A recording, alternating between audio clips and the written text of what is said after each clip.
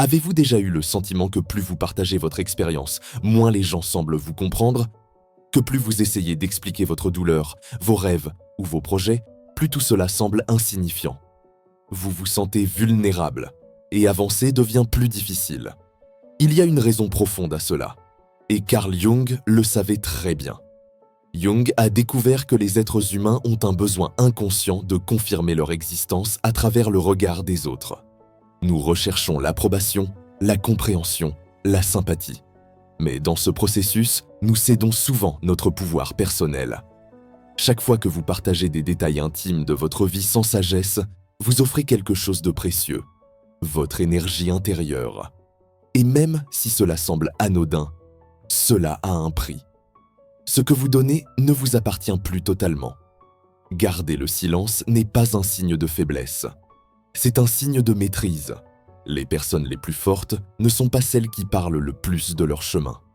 Ce sont celles qui avancent en silence, avec constance et détermination. Elles savent que leurs batailles intérieures n'ont pas besoin de témoins, mais de victoires. Aujourd'hui, l'inspiration de Jung nous invite à suivre un autre chemin. Un chemin fondé non pas sur le bruit extérieur, mais sur l'éveil intérieur.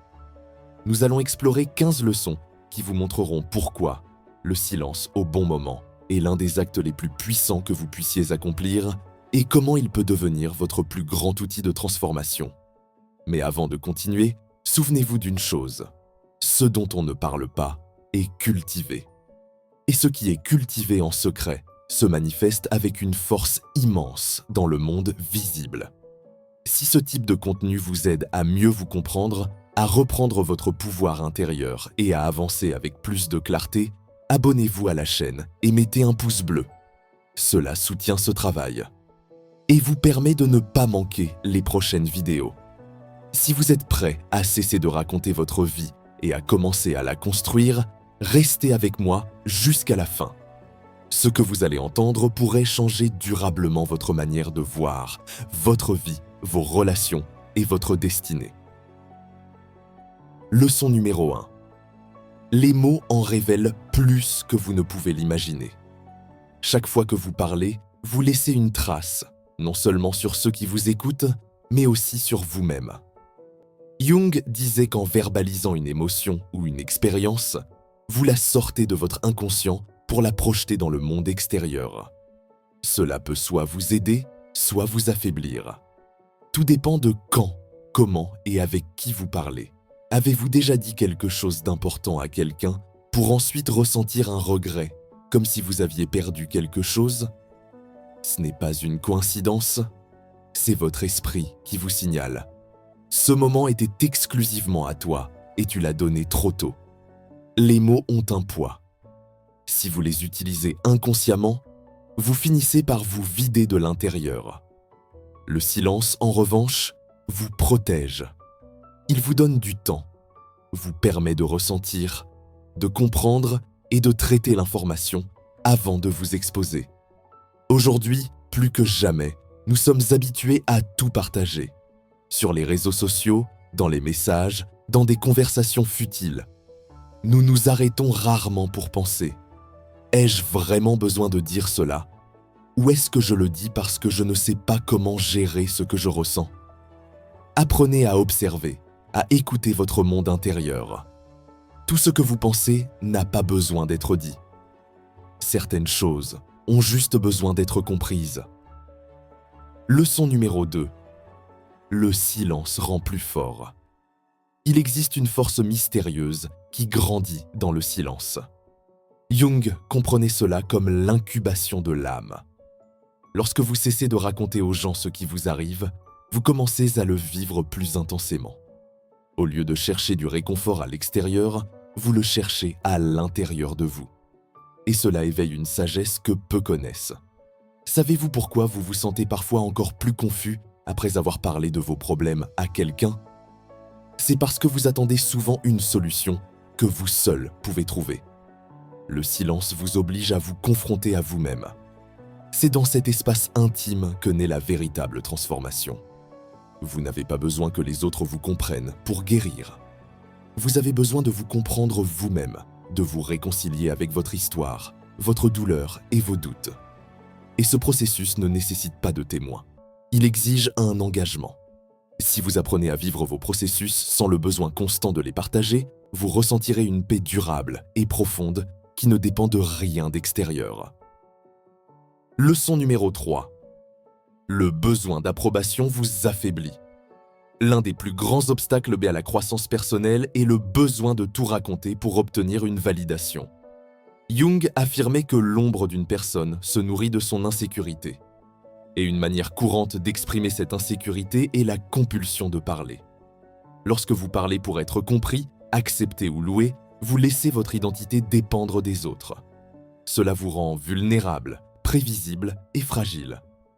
La force intérieure naît lorsque vous n'avez plus besoin d'applaudissements ou de compréhension, lorsque vous pouvez marcher d'un pas ferme, même si personne ne regarde, et construire en silence, même si personne ne le sait. Cessez d'utiliser les mots comme bouclier émotionnel. Vous n'avez pas besoin de vous justifier ou de convaincre qui que ce soit. Votre processus est le vôtre, et plus vous le protégez, plus il devient puissant. Rappelez-vous, celui qui a le plus besoin de raconter est celui qui a le moins compris ce qu'il vit. Car celui qui comprend vraiment se tait. Leçon numéro 4. L'âme s'épuise lorsque vous parlez trop. Chaque mot que vous utilisez a un coût énergétique. Nous ne le voyons pas, mais nous le ressentons. Vous êtes-vous déjà senti épuisé après une conversation où vous avez beaucoup parlé de vos problèmes? C'est de l'épuisement émotionnel. Jung enseignait que la parole inconsciente affaiblit l'âme. Chaque fois que vous nommez votre douleur sans l'avoir traitée, vous la réactivez, la revivez et la rendez plus grande. Il ne s'agit pas de réprimer vos émotions, mais de savoir quand parler, avec qui et dans quel but. La parole sage soulage. L'habitude de parler épuise. Toutes les blessures n'ont pas besoin d'être racontées. Certaines ont simplement besoin d'être acceptées en silence, au plus profond de votre être. Cessez de parler pour vous défouler. Commencez à observer ce que vous ressentez. Écrivez si nécessaire. Respirez.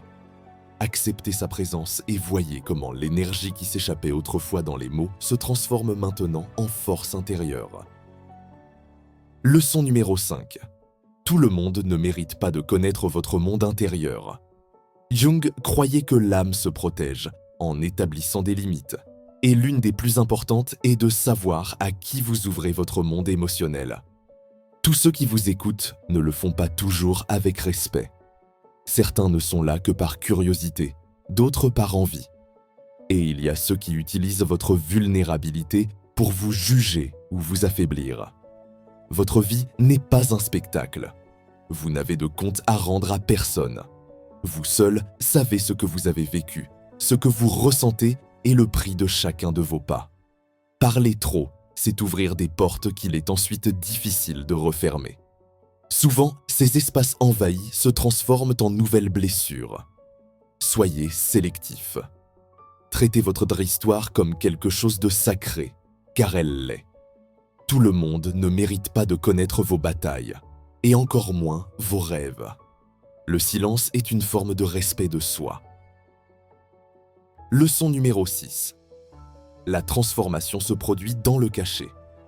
Les véritables métamorphoses ne se produisent pas en public. Elles se produisent dans le silence, dans la solitude, dans l'intimité de votre âme. Jung comparait ce processus à celui de l'alchimiste. L'alchimiste transforme le plomb en or, mais il le fait en secret, à l'intérieur de son laboratoire. Votre évolution fonctionne de la même manière. C'est un processus intérieur, lent, profond et silencieux. Lorsque vous cessez de parler de ce que vous essayez de changer dans votre vie, vous donnez à ce changement l'espace de mûrir sans pression, jugement ou interférence extérieure. Les grandes décisions se prennent seules, tout comme les grandes percées. Vous n'avez pas besoin de publier chaque étape ou de raconter à tout le monde sur quoi vous travaillez. Faites-le en secret, avec intention, et lorsque le changement se manifestera, il parlera de lui-même. Si ce message vous fait réfléchir, prenez un moment pour le partager. Des milliers de personnes cherchent une vérité similaire, et vous pourriez être celui qui les y introduit. Leçon numéro 7. Ce que vous cachez vous construit.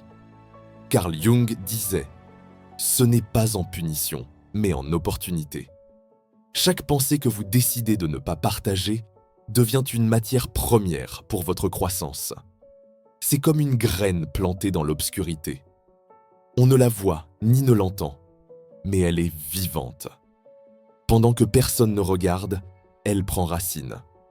Lorsque vous gardez le silence sur vos processus les plus délicats, vous leur donnez l'espace de mûrir. Vous ne permettez pas aux regards ou aux paroles des autres de contaminer ce processus intérieur. C'est là que vous vous construisez. Raconter ce que vous vivez est souvent un moyen de vous fuir, un prétexte pour ne pas affronter votre propre chaos.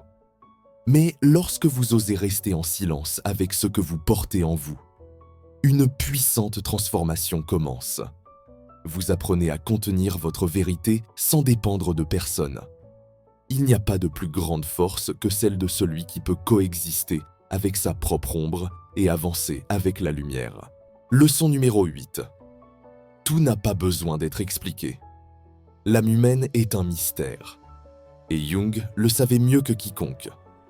Tout n'obéit pas à une logique visible. Tout ce que vous ressentez ne peut pas toujours être expliqué. Et c'est normal. Parfois, nous nous efforçons de raconter ce qui nous arrive pour nous comprendre nous-mêmes. Mais dans cette tentative, nous réduisons ce que nous vivons à des mots pauvres, limités et incomplets. Et ainsi, ce qui était profond devient superficiel. Le silence, en revanche, honore le caractère sacré de votre expérience. Il donne de l'espace à l'émotion pour s'exprimer sans avoir besoin d'être traduite. Il confère de la dignité à votre douleur et du respect à votre chemin. Il y a des moments dans la vie qui n'ont pas besoin d'être racontés, mais seulement ressentis. Parfois, la chose la plus sage à faire n'est pas de parler, mais de fermer les yeux et de respirer. Lorsque vous acceptez que vous n'avez pas besoin de vous expliquer, vous trouvez la liberté. Et dans cette liberté, vous grandissez. Leçon numéro 9. L'excès de mots déconnecte. L'un des pièges les plus courants de l'homme moderne est de parler tellement qu'il en oublie de ressentir. Jung y voyait une défense psychologique. Parler sans arrêt est un moyen de ne pas regarder à l'intérieur. Et pire encore, plus vous parlez, plus vous vous éloignez de vous-même. Combien de fois avez-vous expliqué ce qui vous arrive sans ressentir de soulagement ? Combien de fois avez-vous répété la même histoire à différentes personnes comme si la raconter allait vous libérer ? La vérité est que cela ne vous libère pas. Cela ne fait que vous distraire. Le silence vous oblige à être dans le présent, à cesser de chercher des réponses à l'extérieur et à commencer à les ressentir à l'intérieur. Lorsque vous apprenez à être avec vous-même sans avoir besoin de parler, vous vous reconnectez. Vous n'avez pas besoin de tant parler pour guérir. Vous avez besoin de vous écouter davantage. Leçon numéro 10. La vraie force se cultive en secret. Il y a une raison pour laquelle les sages ont toujours été silencieux. Jung l'avait compris intuitivement. La vraie force ne fait pas de bruit. Elle se sent. Elle se construit en secret et se manifeste dans l'invisible. De nos jours, beaucoup pensent que tout partager est synonyme d'authenticité. Mais ce n'est pas le cas. L'authenticité n'est pas l'exhibition, c'est l'intégrité. Vous n'avez pas besoin de parler de votre processus pour le valider. Vous n'avez pas besoin de montrer vos batailles pour les rendre réelles. Votre force ne dépend pas du fait que quelqu'un la voie. Elle dépend de la façon dont vous la vivez. La plus grande force est celle que l'on ne remarque pas, mais qui soutient tout, comme les racines d'un arbre. Caché sous terre, mais essentielle à sa croissance. Tel est votre processus.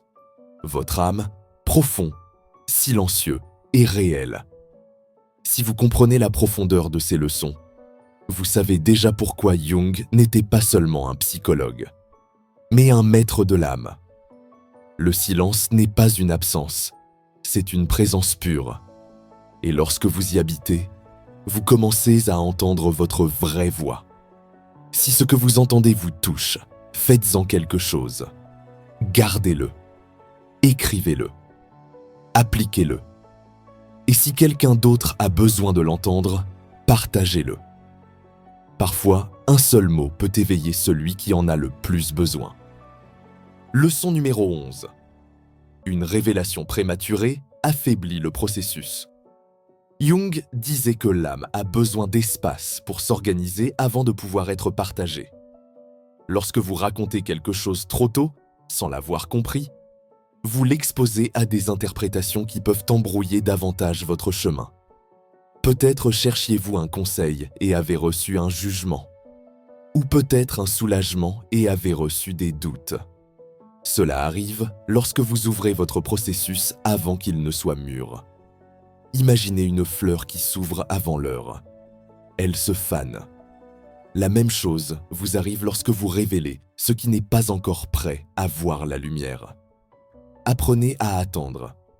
Donnez à votre monde intérieur le temps de se renforcer. Tout ce que vous ressentez n'est pas prêt à être raconté.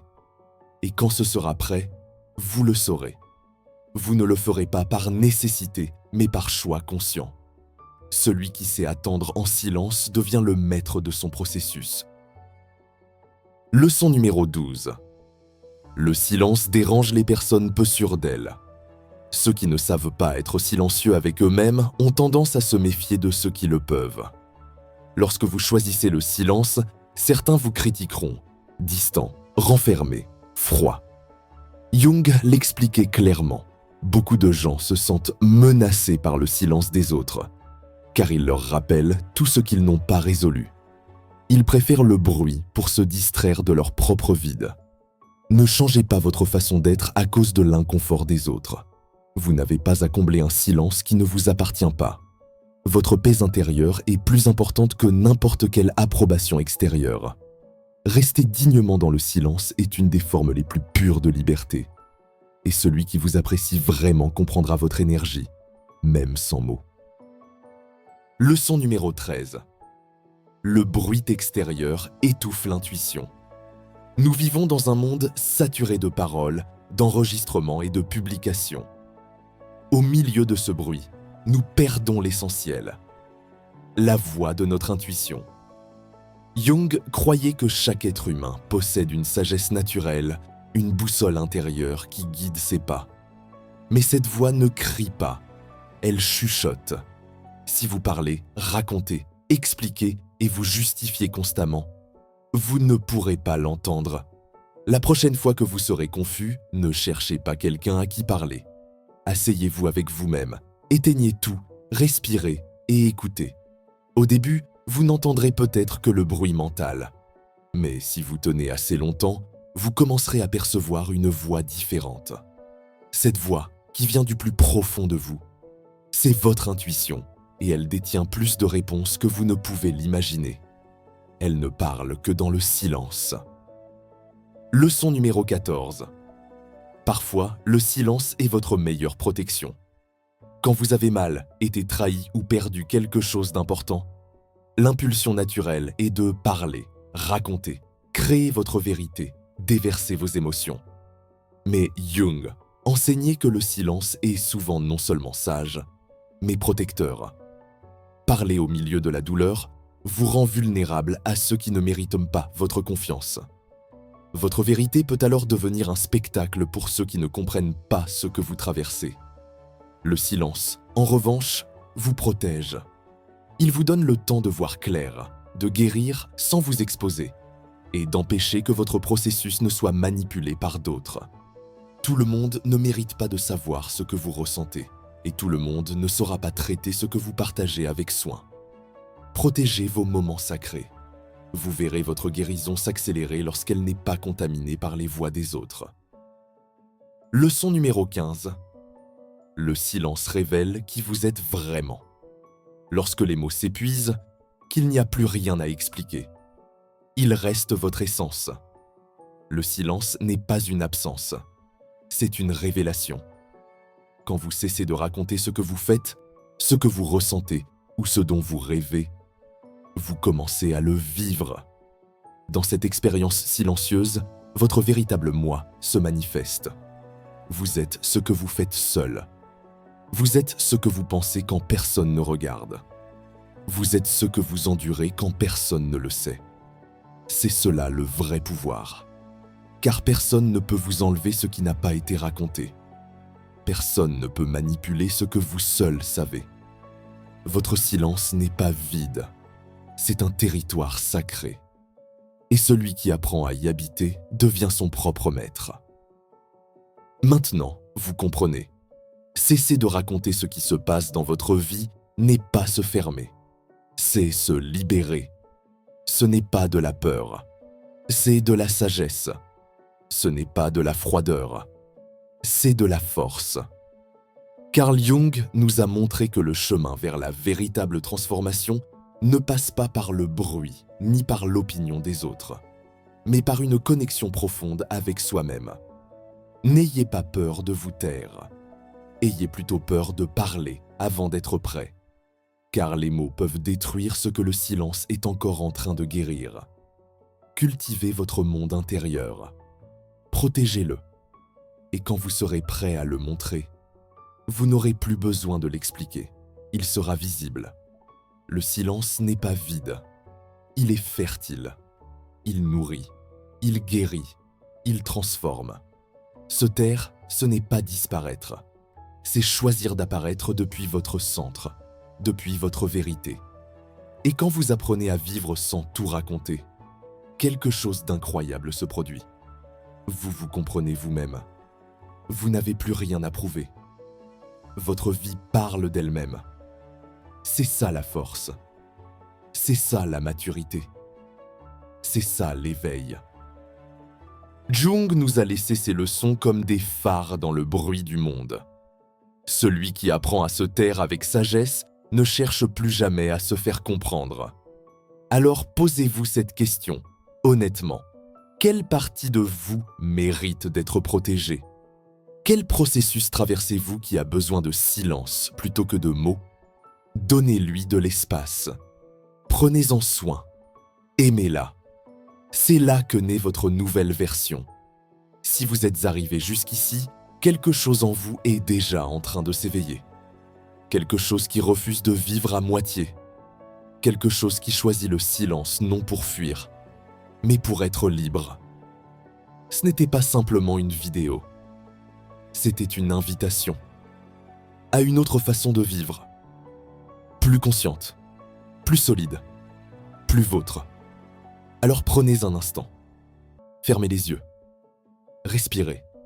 Et prenez une décision silencieuse, intime et puissante.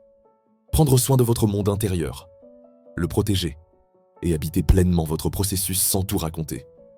Si ce message a résonné en vous, mettez un pouce bleu. C'est une manière simple de soutenir ce type de contenu profond. Abonnez-vous à la chaîne si vous souhaitez continuer ce chemin fait de clarté, de silence, de force intérieure et de lucidité. Et pour prolonger cette réflexion, regardez la vidéo qui apparaît à l'écran. Elle complète parfaitement ce que vous venez de vivre ici. Si ce message a touché votre âme, partagez-le. Rappelez aux autres que le silence n'est pas une faiblesse, mais une force, et que ce qui est le plus précieux mérite parfois d'être gardé. Prenez soin de votre monde intérieur. C'est là que tout commence.